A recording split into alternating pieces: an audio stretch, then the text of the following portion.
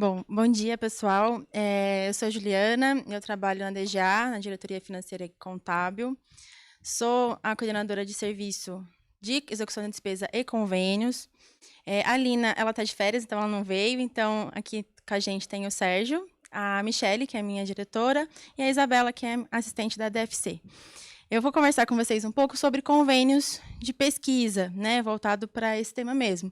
Também agradecer a parceria, né, com a PRP, com o Grão Office, né, para a gente poder divulgar e poder estabelecer realmente a parceria com vocês, tirar dúvida e tudo mais. Então, convênio de pesquisa, recursos financeiros executados na universidade, tá? Depois o Ricardo vai falar da parte da FUNCAMP. Bom, então, trouxe um pouquinho para vocês, vou tentar ser o mais breve possível. Definição de convênio. É todo acordo, ajuste, termos de parceria feito entre a Unicamp e outra instituição. Essa instituição pode ser pública, pode ser privada, pode ter recurso, pode não ter recurso financeiro, tá? A instituição conveniada é o órgão com quem a gente vai firmar o convênio, tá? Então, ela recebe esse termo na universidade, instituição conveniada. Pode ser um ente da administração pública ou de empresas privadas, tá? Bom, aqui eu trouxe, mas para deixar no slide mesmo, o que é o executor do convênio, tá? O executor é aquela pessoa que dentro da universidade vai cuidar do convênio, ter toda a responsabilidade para executar o recurso, né? Então, ele também vai atrás do recurso financeiro, atrás de projeto, atrás de financiamento, e dentro das competências dele, né, tem várias competências, mas de cumprir as cláusulas contratuais, cumprir o plano de trabalho, se precisar alterar alguma coisa no plano de trabalho, é o executor que vai direcionar isso. Ele também, o ordenador, né, da despesa, ele que vai autorizar todas as despesas daquele convênio, que vai elaborar prestação de contas quando precisa, junto com o apoio administrativo, tá bom? Então, aqui são só algumas atribuições do executor. Hoje, a formalização de convênios na universidade está acontecendo dentro do CIAD de convênio digital. Independente de qual convênio, com qual instituição, com recurso, sem recurso, com interveniência ou não, todos eles acontecem dentro do CIAD convênio digital. A gente tem uma deliberação Consul, A16 de 2022, que ela trata toda a formalização do convênio. Desde formalizar um convênio, a parte de execução dela e a prestação de contas e encerramento. Tá? A formalização, então, acontece dentro do CIAD, é um sistema administrativo feito pela DGA, na época em parceria com a CGU também. E lá a gente trata todas as etapas do convênio digital. Os convênios que nasceram antes do convênio digital também estão lá dentro, mas a execução não acontece lá porque eram físicos, tá bom? Bom, essa aqui é uma carinha do sistema, só para, não sei se todo mundo conhece, né? Mas lá no sistema a gente tem a lista de tarefas, tem a parte de consulta, que você pode consultar todos os convênios da universidade, não só com recurso, mas os da FUNCAMP também estão lá. Tá? Tem as pesquisas básicas, dá para tirar para Excel. É dentro desse sistema que a gente faz os termos aditivos, então a unidade precisa fazer um aditivo ao convênio, é por aqui que ela faz. A formalização, a gente tem 4 tipos de convênio. Ensino, pesquisa, extensão e administrativo. Então, se eu vou começar um convênio de pesquisa, é por aqui que eu começo também. Os termos aditivos e as alterações que acontecem dentro de um convênio. Aqui está um pouquinho ruim de ver, porque o fluxo é grande mesmo, tá? Então, assim, esse é um fluxo de um convênio de pesquisa. Tentei reduzir um pouco, porque hoje a gente tem muitos fluxos no sistema. A deliberação criou muito fluxo. Então, a gente tem um convênio que é de ensino, ele pode envolver o SAI ou não. A gente tem um convênio administrativo, ele pode envolver a DGA ou não, pode envolver a FUNCAMP ou não. Então, assim, tentei trazer um pouquinho aqui o que é um convênio de pesquisa. Então, ele começa lá com o executor, que está fazendo a proposta, ele faz essa proposta dentro do CIAD. O sistema, como eu disse, ele tem os fluxos, né? Então, dependendo de como for esse convênio de pesquisa, ele vai ter um fluxo pela DGA e pela Inova, por exemplo, ou só pela DGA. Ou só pela FUNCAMP e pela Inova. Então, o fluxo ele tem essas saídas, tudo dentro do sistema. Ah, mas eu não sei por onde meu convênio vai. Não tem problema, o que você for preenchendo o sistema vai te levar para o fluxo. Tá? Passando por esse primeiro estágio, que pode envolver DGA, Inova e FUNCAMP, ele vai para a unidade. Então, ou para a comissão assessora, ou para a congregação, Pode ser que dentro da comissão eu queira que um parecerista fale sobre aquele convênio, então está ali no fluxo também. Passando pela congregação, vai para a Procuradoria-Geral. Todos os convênios passam por lá, tá? Procuradoria, vai para a CAC, tem a reunião da CAC, vai para a CEP. Dependendo das cláusulas do convênio, pode envolver Consul. Então, vai para o Consul. Do Consul para o gabinete ou da CEP para o gabinete. Aí tem a questão de assinatura, vai ser assinada no CIGAD, vai ser assinado fora, né? Então tem toda essa parte que o apoio administrativo auxilia também na parte da assinatura. Então esse é um fluxo bem simplificado do sistema, né? Aqui a gente não colocou o tempo que passa por cada um, mas isso a gente está tudo dentro do sistema, tá?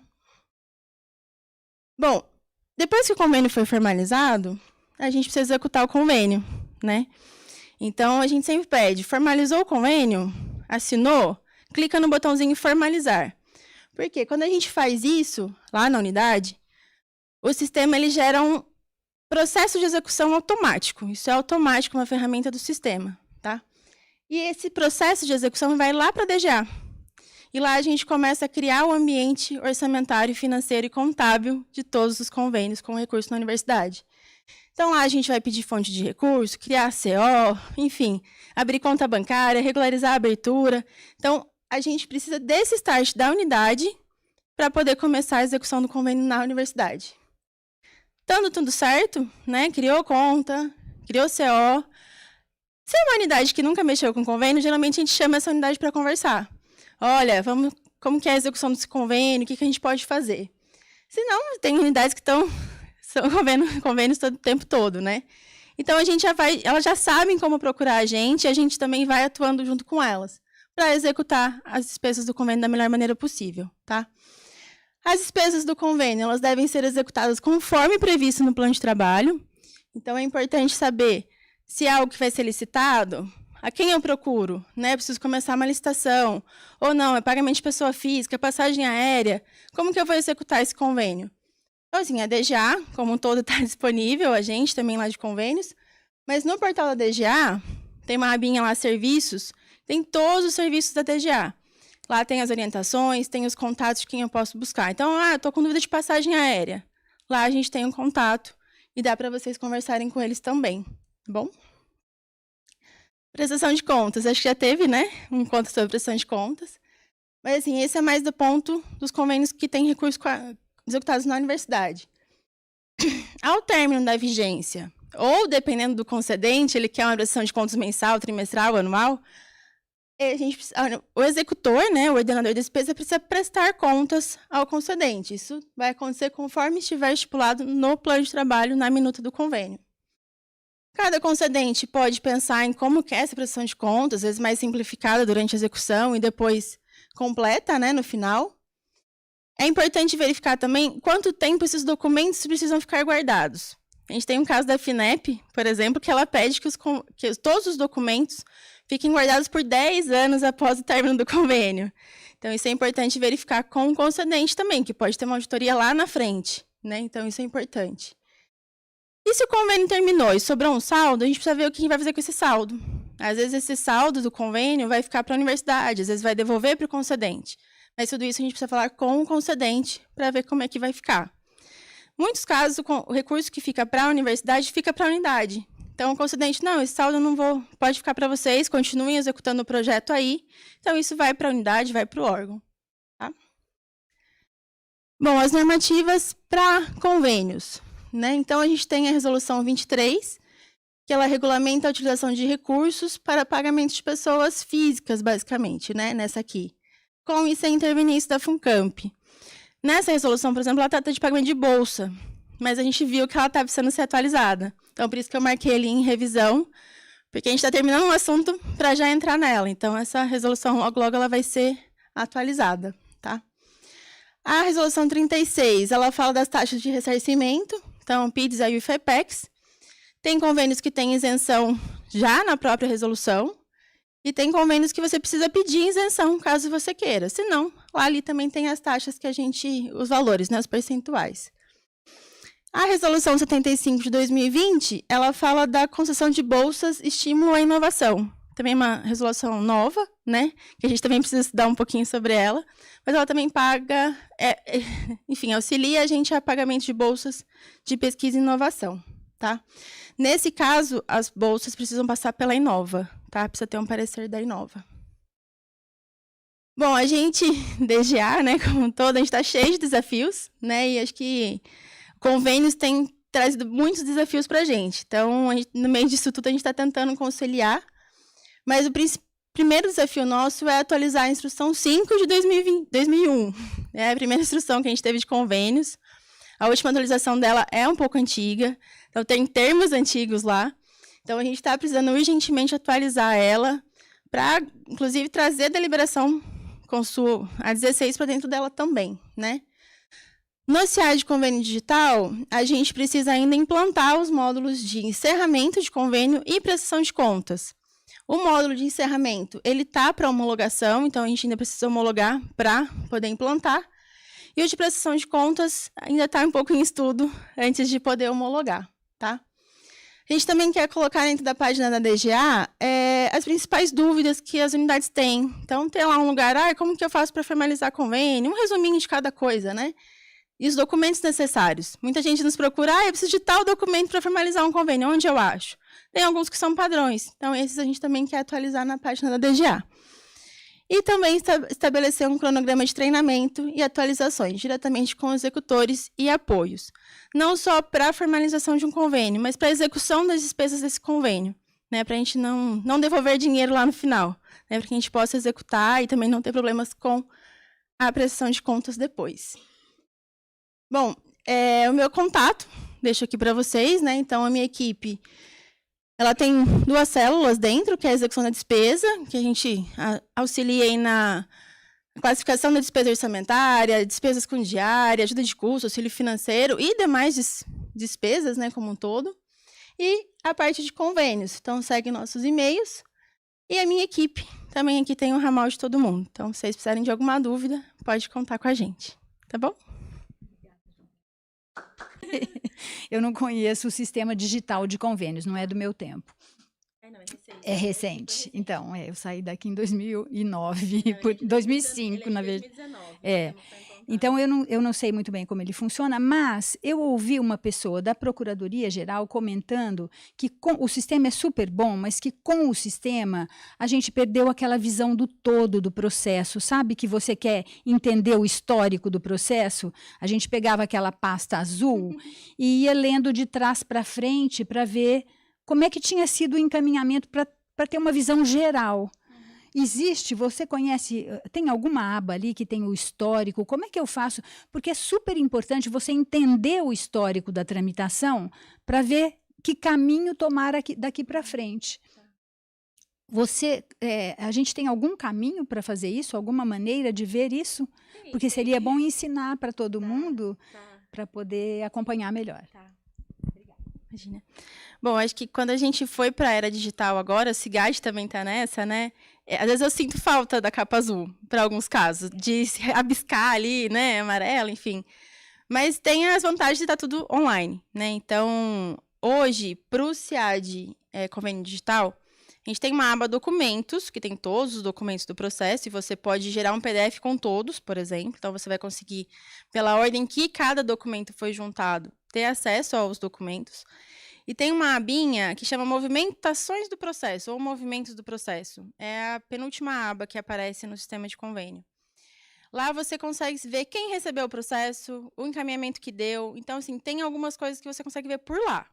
Então, assim, todos os lugares por qual aquele processo passou, você consegue ver se alguém colocou alguma providência ali. Então, onde a gente consegue consultar igual a gente via antes, né? Então, é pelos documentos, listando todos os documentos em um único PDF, ou então dentro dessa parte que é movimentações do processo. Então, assim, até onde eu sei, é ali que a gente consegue. Na tela principal do convênio, ela tem um fluxo grandão ali, mas não fala ali aonde, naquela imagem não fala aonde ele passou, fala onde o processo está, né? Que é na aba andamento. Mas lá no final a gente teria movimentações do processo e os documentos mesmo, né? Obrigada. Será que eu conseguiria alguém que cuida, que gerencia esse sistema, conseguiria incluir uma aba sobre movimentação mesmo, como se eu estivesse abrindo, folheando página por página? Eu acho que, assim, esse movimentações do processo... seria bastante útil, eu veria num lugar só, não preciso em duas abas, entendeu? Entendi. A ideia é você entrar numa aba e entender o quem histórico colocou aquele inteiro documento e tudo mais. Exato. Isso a gente não tem. Quem colocou e o encaminhamento, o documento, quem colocou e o encaminhamento que foi dado. É como se eu estivesse folheando a pasta. Hoje, assim, quando a gente passa o processo pela DGA, a DGA faz um encaminhamento. Então, a gente sobe um documento, mesmo que seja colocar ciente. A gente coloca ciente, o dia que eu coloquei ciente e o meu nome ali assinado. Então, assim, isso é uma tratativa da DGA. Toda vez que o processo passa pela gente, a gente põe isso. A gente sabe que nem todo mundo coloca, né? O CIARC que não gosta muito disso, que falta o encaminhamento, né? Mas, assim, hoje, desse jeito, não teria. A gente tem todos os processos por ordem que eles foram juntados ao processo. Então, ao invés de eles estarem no processo físico, eles estão em PDF, então você gera um único PDF daquele processo. Daí você vai subindo a tela e vai vendo se tem encaminhamento, você consegue ver, né? Data e tudo mais. Mas quem recebeu o processo, qual foi a unidade que recebeu, quem foi a pessoa que juntou aquele processo, aquele documento. Se ela não se identificou, realmente hoje não tem como, né? E até para saber, chegou na DGA, chegou na congregação. O que é para eu fazer com isso? Ninguém encaminhou nada, ninguém escreveu o que é para fazer. Então, isso a gente é obrigado a fazer. Quando a gente caminha um processo dentro do CIAR de Convênio Digital, ele dá a opção para onde ele vai. Como o fluxo é fechado, ele tem poucas opções. E lá dentro, vai para a congregação. O que a congregação precisa fazer? Então, a pessoa tem que escrever alguma coisa naquela caixa de texto. Então, a pessoa daí tem que ser o mais clara possível ali também, né? Mas é isso que a gente tem hoje. Isso é super importante. Lá nessa aba, movimentações do processo, dá para saber, inclusive, que dia recebeu e quando encaminhou. Esse processo ficou 5 dias lá na DGA. A Juliana recebeu depois de 5 dias que ela mandou para frente. Dá para saber nessa aba. Mas aí é uma aba separada mesmo. Né? É super importante vocês que cuidam disso nas unidades tentarem colocar o máximo de informação possível no encaminhamento, especialmente no encaminhamento, para que vocês mesmos consigam entender todo o histórico da movimentação do processo. Tá bom? Vou comentar um caso que aconteceu recentemente, porque quando o convênio é formalizado, você pode tramitar o convênio após formalização pelas instâncias que ele já passou. Então, assim, o convênio está formalizado e você pode tramitar, né? Então, esses dias a gente recebeu um processo assim, o convênio estava formalizado, e foi lá para a DGA. Mas para quê? Não tinha despacho, não tinha nada. Então, assim, a pessoa colocou assim na informação, né, para providências. Mas quais providências? Né? Não tinha um encaminhamento. Então, a gente devolveu para a unidade, subimos uma informação, informar quais as providências, a DGA precisa tomar nesse caso. Então, assim, às vezes a gente vai muito no automático, né? Só vai mandando para frente. Mas acho que é importante. E no caso, não era para passar pela DGA, ele ia para a próxima instância da DGA. Então, podia ter informado a DGA para encaminhar para a próxima instância. Né? Então, a gente daria esse andamento que o processo precisava. Então, deixar o mais claro possível é importante também. O Ju, tem uma pergunta aqui da Sônia Neves Roque da Silva. Ela pergunta o seguinte: se há um fluxo para o DTA, que é o Data Transfer Agreement, isso daqui muito provavelmente é convênio para fazer acordo de cooperação internacional, né? Ela disse que localizou apenas MTA, que eu não sei direito o que é, não sei do que se trata essa sigla, você deve saber. E há como considerar a legislação o foro do país estrangeiro se não houver royalties ou propriedade intelectual por 100% no exterior? Então, eu não sei se essa pergunta, eu acho que não é com você, né? Essa parte, toda a deliberação Consul, a 16, ela que transformou os nossos fluxos, né? Então, a Procuradoria-Geral fez esse trabalho, então ela que lá realmente fala memorando de entendimento, tem vários termos lá na deliberação Consul, que nem passa pela DGA, inclusive, e que tem um fluxo lá. Esse caso eu não conheço, eu não sei em qual fluxo dele se encaixaria, e essa questão de foro estrangeiro, daí teria que ver realmente com a Procuradoria, porque eu sei que, por ser uma questão legal, eu sei que nos pareceres que eu vejo, Às vezes ela fala, esse aqui tem um foro estrangeiro, mas também tem tal coisa. Então, assim, tudo tem que ser realmente com a Procuradoria mesmo, ela que falaria sobre isso. Tá? Eu até já discuti um pouco sobre isso com a Procuradoria, porque a gente já se deparou com um problema desse de foro, né? Porque eles querem que o foro seja no Reino Unido, e é um acordo com Cambridge, e, enfim, e eu sei por experiências anteriores que a gente tem que evitar o foro num dos países convenentes, né? Tá. Num dos participantes do acordo, na verdade. Então, a gente está conversando sobre isso, e essa é uma questão que logo, logo vai ter uma solução mais fácil e mais ágil, Tá. eu espero. Eu tenho uma dúvida sobre prestação de contas. A gente tem poucos convênios, né, que são executados via DGA, e aí eu tenho uma dúvida em relação à prestação de contas. De quem que é a responsabilidade para fazer essa prestação de contas e encaminhar para o órgão concedente? Bom, a prestação de contas, ela é da unidade, né? Então, a unidade vai fazer e encaminhar essa prestação de contas. A responsabilidade de assinatura e tudo mais acaba sendo do executor do convênio, né? Ele que pediu o recurso, né? Então, ele que responde por aquelas despesas do convênio. O que a gente vê é o apoio administrativo junto com o executor fazendo essa prestação.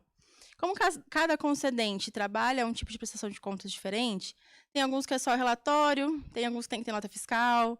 Então, realmente ver com o concedente como deveria ser essa prestação de contas, e aí o apoio junto com o executor. Faz documentação, levanta o que precisa levantar.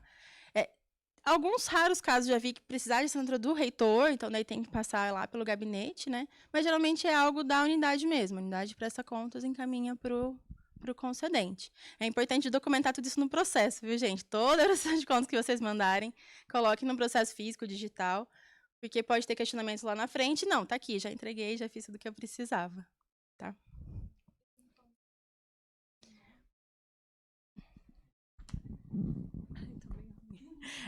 Eventualmente, se a gente precisar de documentos fiscais e recibos e tudo mais, aí a gente solicita para vocês? É assim que funciona?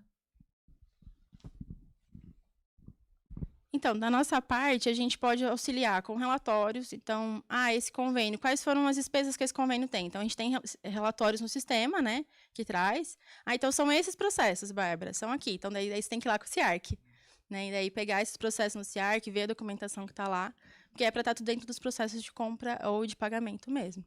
Tá, então, daí tem que envolver, pode envolver a gente, fiquem à vontade, gente. Dúvidas como extrair relatório e tudo mais, pode contar com a gente. Mas essa questão de pegar o processo, onde está o processo? Aí é com o CIARC mesmo, tá bom? Eu quero só complementar, tá? Essas informações relacionadas aos documentos fiscais, que eles ficam nos processos de compras, né? Acho que para a unidade que tem um convênio e ele trata com vários processos, ele poderia fazer uma memória no próprio processo do convênio com todos os processos relacionados a essas despesas.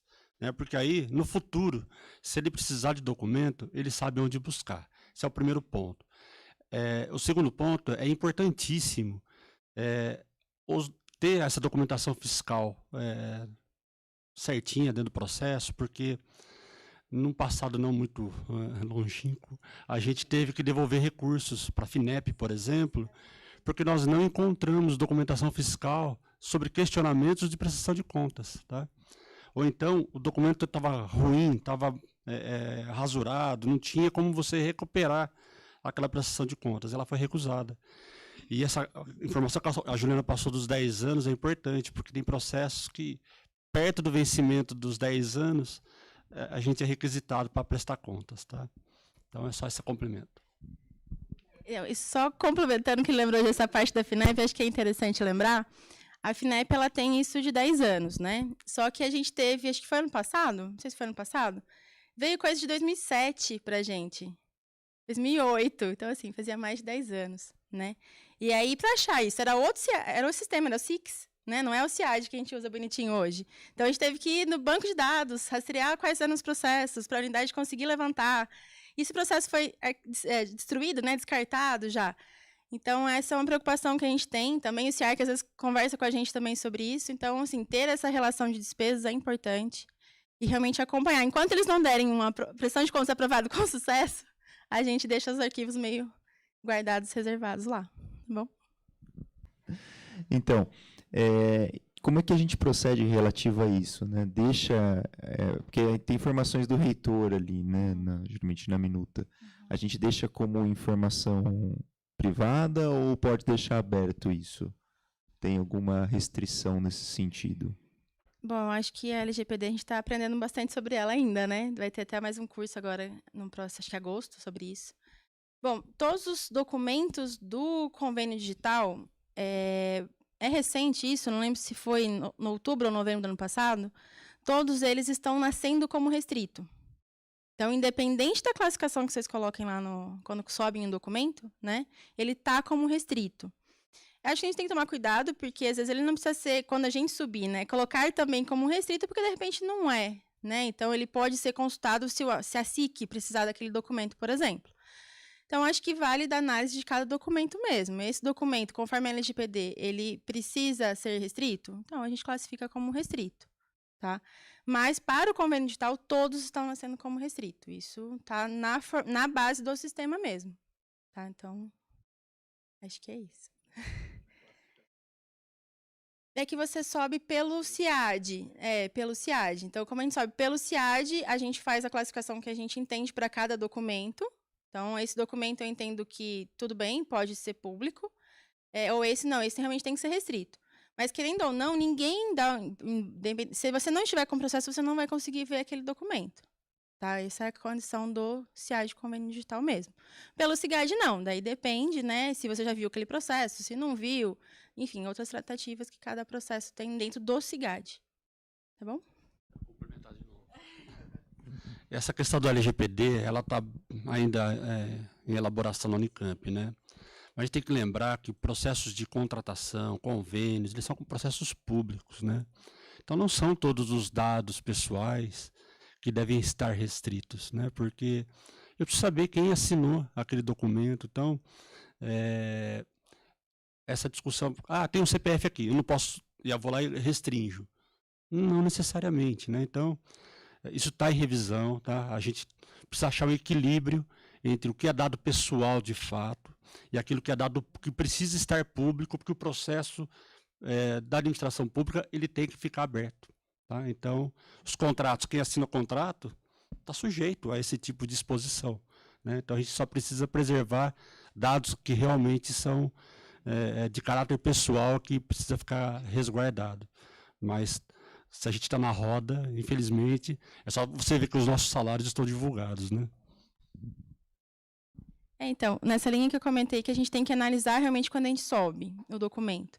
Porque hoje está tudo travado no CIAD, mas se realmente, como está em revisão, né, a gente está fazendo curso, tendo palestra sobre o assunto, pode ser que alguma coisa mude. E daí eu coloquei aquele processo inteiro como restrito e não precisava. Então, lá na frente pode ser que eu tente consultar e não consiga. Então, é realmente assim, analisar documento a documento, né, para ver qual que vai ser a classificação dele, tá bom? Convênios internacionais devem ser traduzidos segundo a PG. Essa tradução legalmente é válida? Qualquer um pode fazer a tradução? Há um órgão na Unicamp que possa ser encaminhado o convênio para tradução sem perder o valor jurídico? Pergunta da Luciana Rosário. Bom, essa é uma boa pergunta.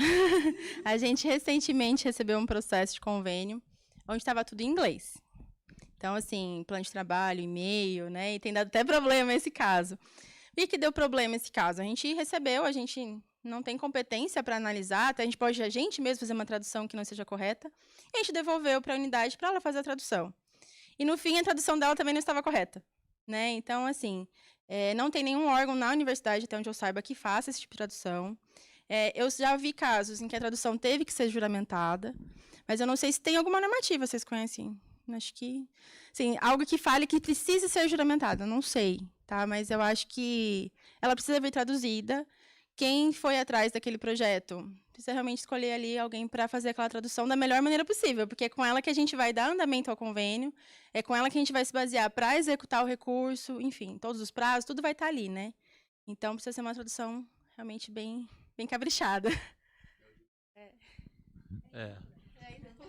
Nas contratações públicas, né, em especial dos processos licitatórios, se eu faço uma licitação internacional, os documentos, as propostas, elas devem vir com tradução juramentada, tá? Eu acredito que, pegando pela similaridade do assunto, convênio também deveria ser. Mas acho que é uma questão que a gente pode submeter à Procuradoria-Geral, tá? Eu vou complementar, porque eu lidei com isso por 15 anos na FAPESP, com acordo de cooperação internacional, e a gente lá, veja, nós somos submetidos ao mesmo Tribunal de Contas, né? Sim. FAPESP também é um órgão público que recebe uma porcentagem do ICMS, etc. Então, a regra é igual.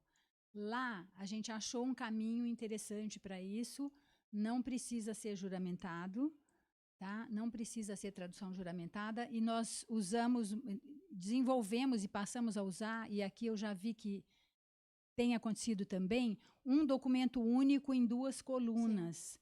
Ou, eventualmente, 3 colunas, sei lá, com a China e com a Unicamp. Então, tem uma coluna em chinês, uma coluna em português e a coluna comum, que é em inglês.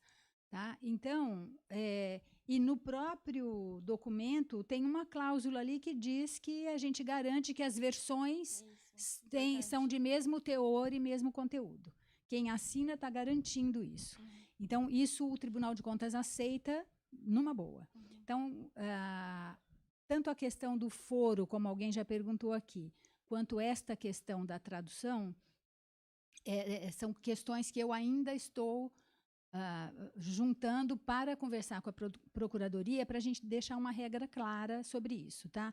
Eventualmente, lá na FAPESP, por exemplo, anexos que vêm em inglês, anexos ao termo de acordo, né? Que vêm em inglês, mas que dizem respeito apenas aos pesquisadores do lado de lá, não precisam ser traduzidos. São anexos que estão lá porque tem que fazer parte do acordo por parte do parceiro, mas não diz respeito ao pesquisador no Brasil. Então, esse anexo não precisa ser traduzido. Certo? Mas isso são coisas do lado de lá. Bom dia a todos. Eu sou a Laís, eu sou da Faculdade de Engenharia de Alimentos, e eu queria complementar que esse assunto sobre convênios de cooperação internacional, acho que não tanto com o que a Juliana falou, mas o que a gente está falando agora.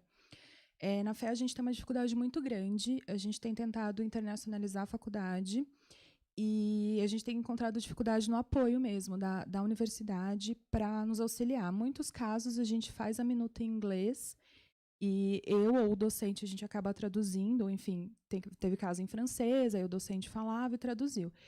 E a gente fica meio desamparado, tanto por parte da DERE, que eu acho que também seria importante envolver, quanto da PG. Aí o que a gente faz? A gente faz uma tradução e só assina o documento na língua inglesa, por exemplo. O que tem validade é na língua inglesa e em português é só para cumprir a recomendação da deliberação, que obriga que todo convênio internacional tenha a tradução. Então, a gente fica bem desamparado, assim, fica meio que o que eu já vi ou o que eu já consegui tratar, e com o docente fica muito nas nossas mãos. E não só para convênio internacional, depois eu posso até fazer a pergunta, enfim, para minutas que fujam do padrão que a Unicamp tem, que a PG tinha no site e tirou recentemente, que está em elaboração. Minutas que fogem daquele modelinho, eu não tenho nenhuma experiência ou ensino de jurídico, e a gente acaba tendo que se virar no juridiquês sem ter o conhecimento, porque realmente a gente se sente bem desamparado nas unidades. Então, não sei o que a gente pode trabalhar até nesse GT sobre alguém que possa nos ajudar com o conteúdo jurídico de minutas, porque às vezes a gente tramita e espera chegar na PG para ver o que vai dar. Se a PG aprovar, se não, volta, e quando é um acordo internacional é muito chato, porque, sei lá, depois de 3 meses você chega para o parceiro e fala, viu, aquela minuta não foi aprovada. Então, é uma demanda que a gente tem nas unidades. Obrigada.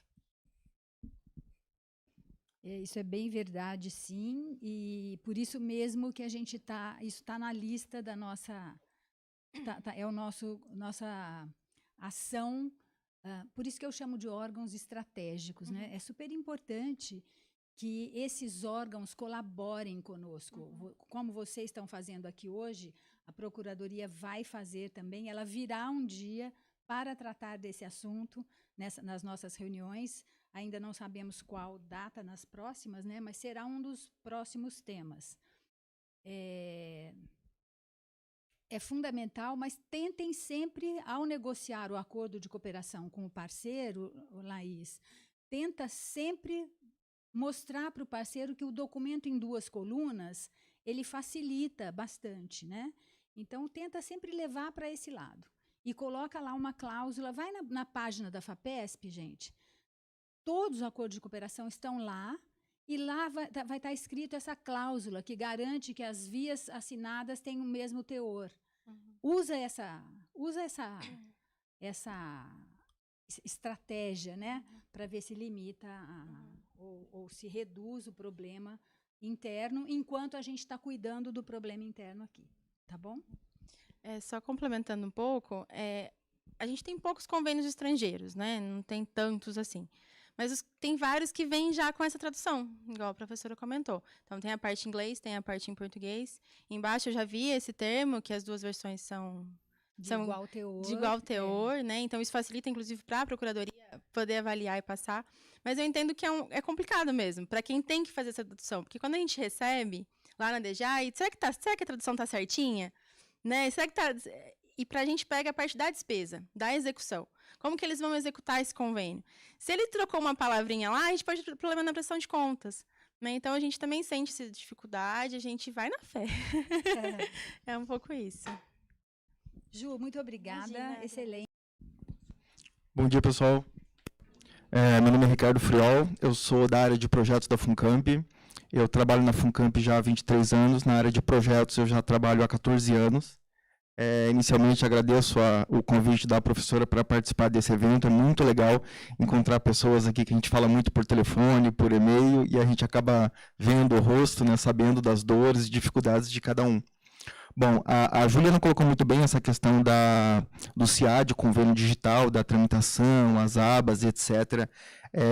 Todos sabem, a Juliana colocou muito bem, é um sistema novo, então muitas unidades estão aprendendo a lidar, a FUNCAMP também, a cada dia a gente aprende, tem o link no CIAD Convênio Digital do manual, então é muito comum gerar dúvida, acessar esse link do manual, porque ele é separado por tópicos e ali tem muita informação legal que na dúvida consegue direcionar, consegue ajudar a gente bastante. A gente foi convidado para falar mais sobre a parte quando envolve gestão administrativa financeira, ou seja, um projeto da universidade, da unidade, que prevê recursos financeiros, então, nesse caso, prevê também a participação da FUNCAMP como gestora administrativa financeira. É muito comum nós sermos procurados por 2 tipos de situação na universidade. Primeiro, é o primeiro caso que a gente colocou lá. O professor é procurado pelo órgão ou pela empresa. O que acontece muito aqui? São aquelas empresas que seguem o regulamento de investimento obrigatório.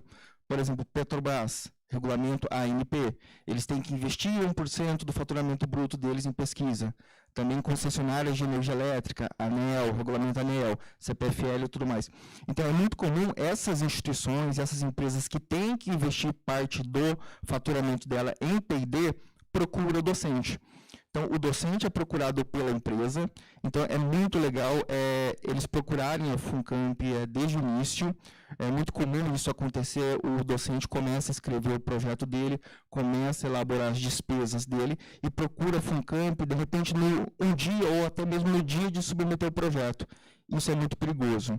A gente tem que verificar os custos indiretos na universidade, questões trabalhistas, impostos e tudo mais. Então, é legal deixar bem claro aqui, principalmente o pessoal que assiste aí pela web, procurar a FUNCAMP quando prevê participação, recurso financeiro, para a FUNCAMP participar da negociação e elaboração desse plano de aplicação desde o início. Uma segunda situação que a gente colocou aqui é através de edital. O que é isso? Por exemplo, a FINEP, por exemplo, a Embrap, Rota 2030 Fundep. Quando é lançado um edital, esse docente tem conhecimento desse edital, ele quer participar disso, então tem documentações que ele tem que apresentar para mandar o projeto dele, documentações da Unicamp, documentações da FUNCAMP. É legal procurar a gente da área de projetos também, para a gente participar desde o início, lendo esse edital, verificando se a FUNCAMP pode participar, se a universidade pode participar. Opa! Tá. Aqui a gente listou um pouquinho do fluxo que acontece na universidade com relação ao CIAD, convênio digital. Eu não vou entrar em cada um desses pontos porque a Juliana colocou muito bem. Então o CIAD realmente ele é desenhado para seguir um fluxo de aprovações na unidade, Inova, FUNCAMP, tem as aprovações superiores, Procuradoria Geral, a CAC. Então tem toda uma instância desenhada lá no CIAD convênio digital, que a professora pediu para colocar o detalhamento quanto tempo fica em cada local.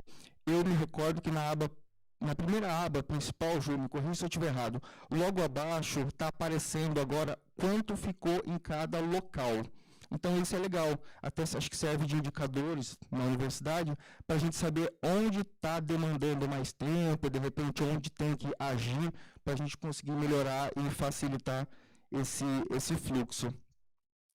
Então tem a tramitação aqui, a gente colocou completo. Quando tem a participação da FUNCAMP, como eu comentei no início, é legal envolver a FUNCAMP desde o início dessa proposta, para a gente auxiliar no cálculo, nas despesas e na verificação de documentos comprobatórios, documentos necessários para submeter essa proposta. No site da FUNCAMP, vocês vão encontrar, o site está passando por melhorias, então a gente sempre está buscando aí ver as ideias de vocês, e sempre está buscando melhorar, trazer ferramentas para auxiliar o docente, a unidade, na gestão do projeto, na submissão da proposta. Então, no site da FUNCAMP, atualmente vocês vão encontrar modelo de projeto, alguns modelos de minuta, claro, quando tem a interveniência administrativa da fundação, modelos de orçamento, isso daqui é bem legal, porque é muito comum a empresa, o órgão, procurar o docente e pedir um plano de aplicação, e não passa para ele o modelo. Então, no site da FUNCAMP, tem alguns modelos simplificados, mais detalhados. O que é o modelo de orçamento? Seriam aquelas despesas que ele vai ter no projeto dele para atender aquela atividade. Então, ele vai descrever quais são os materiais de consumo, passagens diárias, pagamentos de equipe, bolsa, a própria remuneração. Então, a FUNCAMP dá esse apoio desde o início do projeto para elaborar esse orçamento antes de submeter para o órgão financiador. Alguns simuladores de cálculo também estão no site da FUNCAMP, é legal porque pagamento de autônomo, complementação salarial do docente, pagamento de estagiário, isso tudo tem encargos trabalhistas. Às vezes coloca o valor no orçamento e esquece desses encargos. E aí no decorrer do projeto acaba faltando recurso para entregar aquela atividade. E tem legislações também. No site da FUNCAMP, é isso que eu comentei, a gente está passando sempre por constantes melhorias. Lá nessa parte de legislação do projeto, algumas legislações que a Ju mostrou sobre regras da universidade, pagamento, complementação salarial, a 23 de 2008, vocês conhecem muito bem, que são, fala sobre pagamento de bolsa, complementação salarial do docente. Então, vocês vão encontrar o link para acesso rápido dessas legislações. Opa! Tá. O plano de aplicação. Isso é algo que a gente sempre bate na tecla, a gente fala da importância, por quê? O plano de aplicação, se no início do projeto o docente, a equipe, com o apoio da FUNCAMP, conseguir escrever legal um plano de aplicação com as despesas, com os encargos, questões de importação, porque tem encargos de importação, contratação de pessoal CLT, serviço de pessoa jurídica, os ressarcimentos da universidade, o custo administrativo da fundação. Então, a gente consegue, desde o início do projeto, desenhar um orçamento para que tenha menos sustos durante a execução. Então, a gente tem um orçamento o mais completo possível para atender, para entregar aquela atividade que o docente se propôs junto ao órgão financiador. eu não coloquei aqui, mas é legal sempre falar, a FUNCAMP, quando o projeto é administrado pela fundação, então a fundação ela é responsável toda a parte administrativa, financeira daquele projeto. Então, não precisa se preocupar com relação à documentação, relatório financeiro, é a FUNCAMP que vai elaborar, é a FUNCAMP que vai reunir os documentos comprobatórios, preenchimento de relatório ou de documento ou portal daquele órgão financiador para comprovação da prestação de contas financeira. A fundação também tem um sistema próprio, então, além de a gente contar com o auxílio do CIAD convênio, nós temos o acompanhamento próprio nosso, sistema próprio, a gente faz o acompanhamento da vigência, dos remanejamentos necessários, essa parte eu falei, de prestação de contas financeira, é a FUNCAMP que vai fazer a guarda desses documentos pelo prazo que o órgão financiador precisar. A estrutura da fundação, recursos humanos, departamento de compras, prestação de contas. Então, as compras necessárias para aquele projeto, a prestação de contas daquele projeto, contratação, pagamento de pessoal, isso tudo fica com a fundação. O executor, como a Ju comentou muito bem, ele vai ser o ordenador de despesa, então ele, através de formulários da FUNCAMP, que atualmente são todos online, ele vai solicitar a compra do material, pagamento da equipe, e tudo isso vai ser feito via fundação. A área de projeto aqui é a estrutura. Atualmente temos 3 analistas de projeto, nós temos um assistente administrativo, Cleiton, que está aqui com a gente, é nosso gerente lá do núcleo, a Marcela é a supervisora. Então, a área de projetos, realmente, nós temos uma estrutura, pessoal capacitado para ser procurado quando houver interveniência administrativa da fundação, procura a área de projetos para a gente participar desde o início desse projeto, desde a escolha do instrumento contratual, análise desse aditivo, elaboração do plano de aplicação. É muito legal, depois do convênio assinado também, a FUNCAMP tem uma área que chama Espaço do Executor. É um espaço com gerentes de conta, gestores de conta, a gente chama, e... Tá assim? Tá? Tá falhando, né? Tá bom? Nós temos essa área que nós chamamos de Espaço do Executor. Então, são gestores de conta separados por unidade. Então, é muito legal porque esse gestor de conta, ele acompanha a unidade desde o início do projeto até o final daquele projeto. Então, ele sabe o andamento, o dia a dia do projeto, as dificuldades, as dores. É um espaço legal, o docente pode ir lá, a unidade, o pessoal administrativo pode também estar indo na FUNCAMP para conversar, principalmente no início do projeto, para estabelecer lá o andamento, mostrar os formulários, tirar dúvidas administrativas. Então, é bem legal, sim. E é isso, gente. Possibilidade de não só o executor do convênio ir ao espaço do executor, mas também vocês, das equipes, das unidades. Super importante vocês irem lá, eventualmente, se o executor der essa abertura para vocês, vão junto com ele, porque vocês vão aprender também, né? E eventualmente, como vocês é que lidam mais com isso, e não o pesquisador, o docente, vocês vão entender muito melhor a linguagem da tramitação do que o próprio docente. Eu estou falando besteira ou não? Acho que não, né? Porque não cabe a ele mesmo entender sobre isso, cabe a nós. Então, são 2 oportunidades que eu acho que são imperdíveis para você. Tanto de receber a FUNCAMP na unidade, estimular para que isso aconteça, quanto ir à FUNCAMP sempre que houver um novo convênio, uma nova chamada, um novo projeto, enfim. Ir lá junto com o executor, ou eventualmente sem o executor, para poder entender corretamente a tramitação. Perguntas? É legal também, muitas vezes, a unidade tem essa curiosidade que não tem um projeto em vista, não tem uma empresa, não tem uma instituição procurando a unidade ainda para envio de um projeto. Mas a unidade quer conhecer como é que funciona isso, como ela busca isso, o que ela faz se aparecer.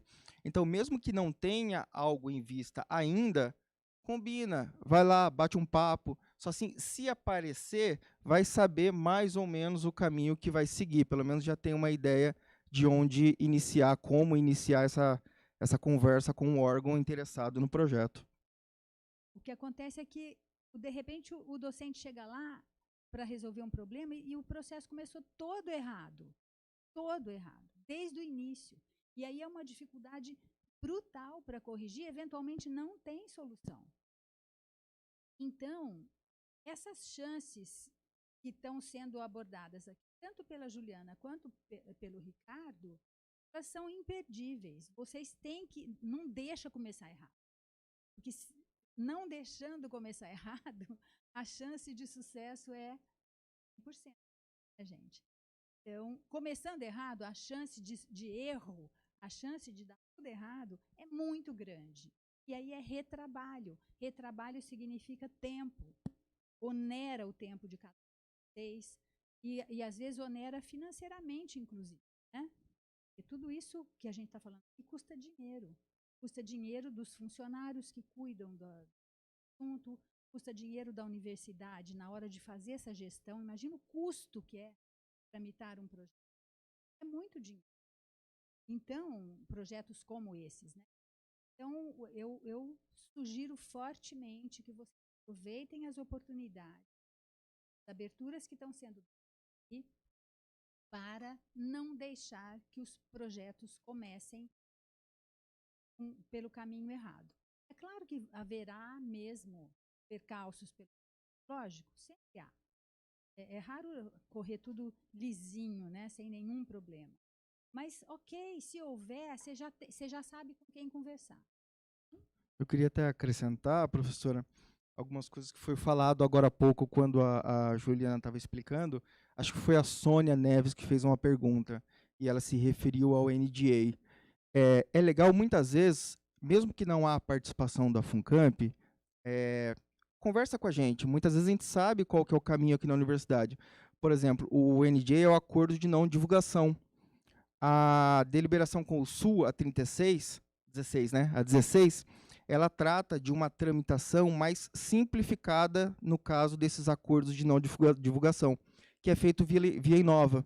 Então, muitas vezes é um documento que não tem a participação da FUNCAMP, mas a gente, conhecendo as normas da universidade, a gente consegue colaborar.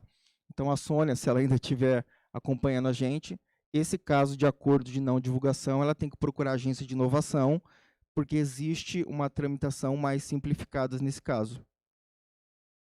A pergunta dela não foi especificamente sobre a NDA, mas foi muito bom você ter falado sobre isso, porque não sei se vocês todos sabem, eu vou dizer o que é isso aí. Isso é aquele acordo, aquele acordo que tem que ser assinado depois que o convênio foi aprovado, depois que o grant foi concedido. Então, você tem um projeto FAPESP de pesquisa e que é em parceria com uma empresa ou com uma universidade ou em parceria com alguém, não importa com quem, o seu projeto. Você tem que estar, se é em parceria, tem que ter esse contrato de confidencialidade, de não divulgação, etc. Ou de não, né? De divulgação adequada, etc. Então, isso é um pós-grant, é o pós-concessão, pós-aprovação do projeto. A tramitação disso é muito diferente da tramitação do que a gente está conversando aqui hoje. Não tem nada a ver com isso. É uma tramitação completamente diferente. Foi fundamental o Ricardo ter lembrado desse assunto, porque são coisas diferentes, são caminhos diferentes. Ele já até deu a dica aqui, qual é a deliberação que ajuda e que simplifica. Esses acordos muitas vezes postergam por muito tempo o início do projeto. Porque, às vezes, o parceiro tem um modelo que ele tem que seguir, e a gente tem que seguir, ele não pode abrir mão. Às vezes, a universidade aqui mesmo tem uma regra que impede o parceiro. Enfim, essa negociação ela é mais demorada mesmo, ela é complexa, porque isso envolve registro de propriedade intelectual, pode vir a envolver uma patente, a publicação do livro, como será, como é que eu vou divulgar o artigo, porque tudo isso é divulgação de conhecimento, que é fundamental, né? É resultado de projeto de pesquisa e esse resultado tem que ser divulgado. Como divulgar esse resultado? se não é só meu. Eu sou o pesquisador que fiz, eu não fiz sozinho. Eu fiz com outro pesquisador de outra instituição, eventualmente até fora do Brasil. Então, como fazer um acordo para que essa divulgação seja feita de modo adequado, respeitando a parte de cada um na elaboração, no desenvolvimento desse. Bom, retomando um pouquinho a inquietação da Laís, que não é, acho que só dela, é uma inquietação nossa também, essa dificuldade em traduzir, né, esses documentos. E aí eu queria perguntar se, nesses casos, a FUNCAMP conseguiria nos ajudar com essa parte da tradução dos documentos, quando é uma parceria com um órgão internacional, e que a FUNCAMP figura como interveniente. Sim, sim. A gente já prevê esse tipo de situação. Como a professora colocou muito bem, aparece muito em protocolo de estudo clínico aquele contrato bipartido, inglês e português. Só que isso, acredito eu, que seja uma iniciativa até daquela empresa, do órgão, da instituição internacional, porque em algum momento viu-se que um projeto que eu vou fazer com o Brasil eu tenho que ter no idioma em português. Então, eles fazem, iniciativa deles, o instrumento contratual bipartido, inglês e português. Mas o que acontece muito, que a Bárbara colocou, a Laís também, são instituições internacionais que ela encaminha o instrumento contratual apenas em inglês. Fala, você está celebrando uma parceria comigo, assina meu instrumento em inglês. A FUNCAMP apoia sim. Existe uma recomendação da PG, só que é da PG a outra versão, eram outros procuradores e tudo mais. Eles falavam que não há necessidade de tradução juramentada. Não há necessidade. Então, a gente apoia sim na tradução. Claro que se houver, dependendo do volume de documento, a FUNCAMP vai ter um prazo para exigiu tradução juramentada. Ok, nós temos que contratar uma empresa especializada para fazer a tradução. Se é um documento mais simplificado, uma tradução simples, nós mesmos da área administrativa nós fazemos dos projetos que têm a participação da FUNCAMP. E o que é muito comum, pelo menos a PG não tem exigido, é o plano de trabalho, o projeto em si, e o plano de aplicação traduzido. A PG exige, e até prevê na deliberação Consul 16, que é a tradução do instrumento contratual. Então, o convênio tem que ter a tradução, não precisa ser juramentada, mas o plano de trabalho, o plano de aplicação, essa parte técnica do projeto, a unidade pode fazer no idioma que aquele órgão financiador pediu. E só reforçando o que a Bárbara comentou, sim, a FUNCAMP apoia no caso da tradução desses projetos quando só tem a minuta em inglês e a gente tem que fazer a versão em português, a FUNCAMP apoia sim.